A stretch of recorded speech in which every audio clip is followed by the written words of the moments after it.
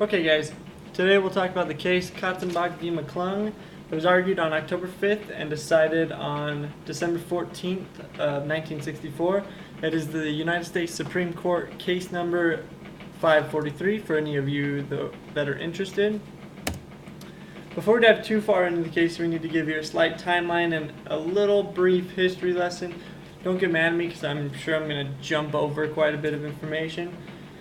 But it started in 1909 when the National Advancement of Colored People was formed and led by Webb Du Bois. If you don't know who that is, you can feel free to search him, Google him.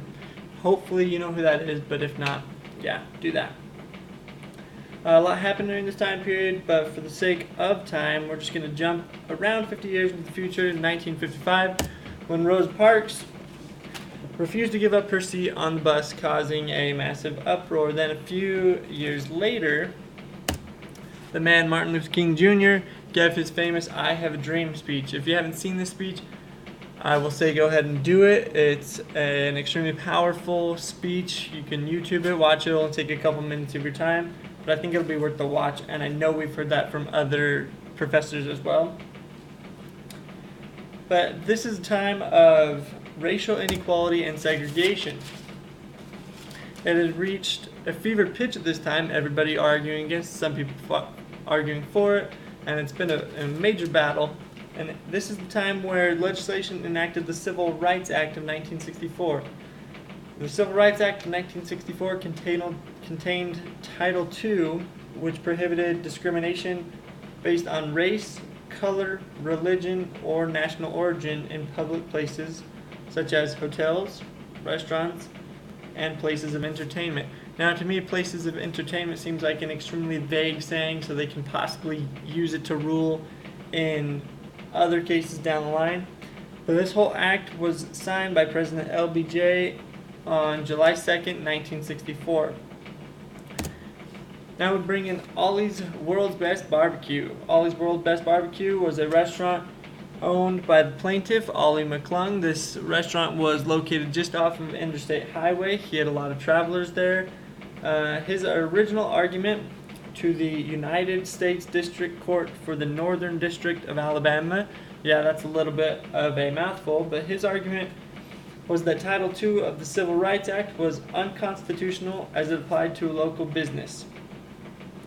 He believed that it was his business and he served the people in that state, so he could kind of do whatever he wanted and he could discriminate in whatever ways that he see fit.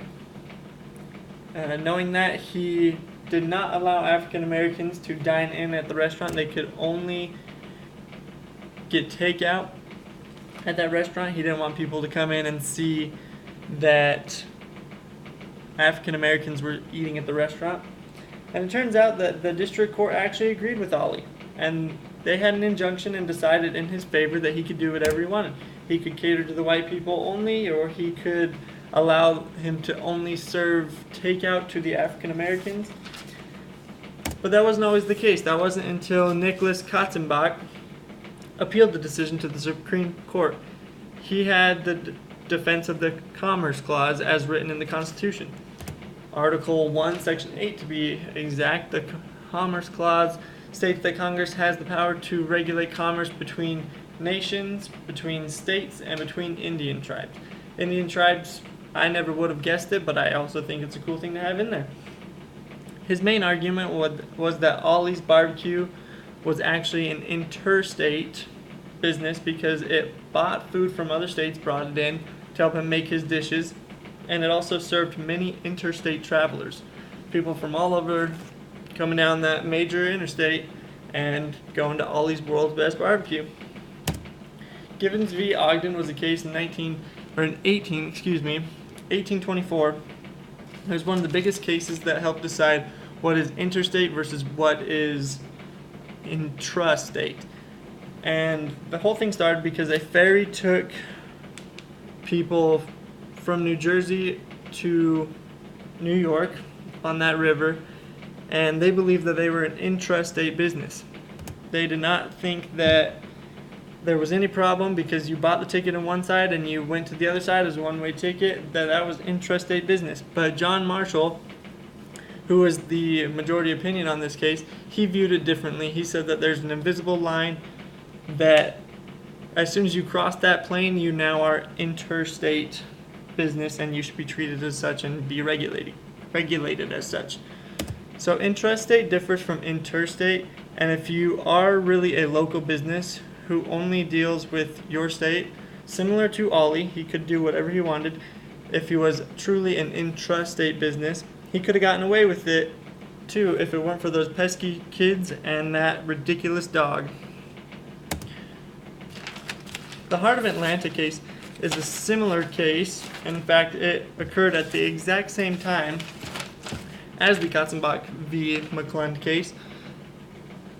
It said that people coming to the motel, they had to treat it and like all others. They could not discriminate based on race, religion, all those pieces in regards to Title II.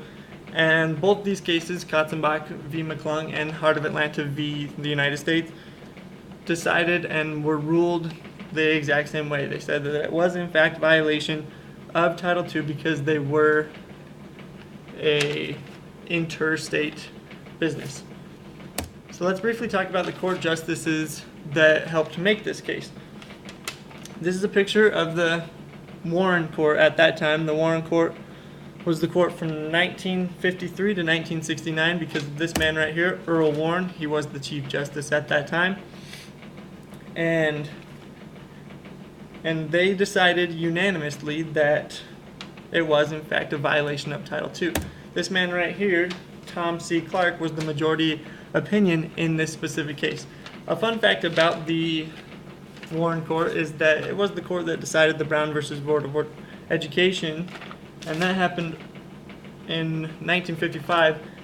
And Thurgood Marshall actually joined the Warren Court later on, and as we all know, he was one of the lawyers arguing in the Brown versus Board of Education case. And the largest impact of that ruling that took place on America was that it shows how much power the federal government really has in regulating commerce. Similar to the property argument that you don't actually have property until the government says that you have property. I can't say I have this pen and the government says no, you don't have that pen. I can't still claim that I do if the government says that I don't. And I think it's that way when it comes to commerce, especially nowadays.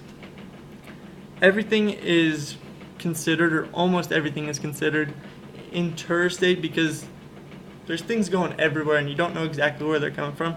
So I think the government has the ability to just say that's interstate versus that's intrastate, and you won't really know until they decide on that. There's simply too much commerce traveling around the world for you to be considered intrastate. Thank you.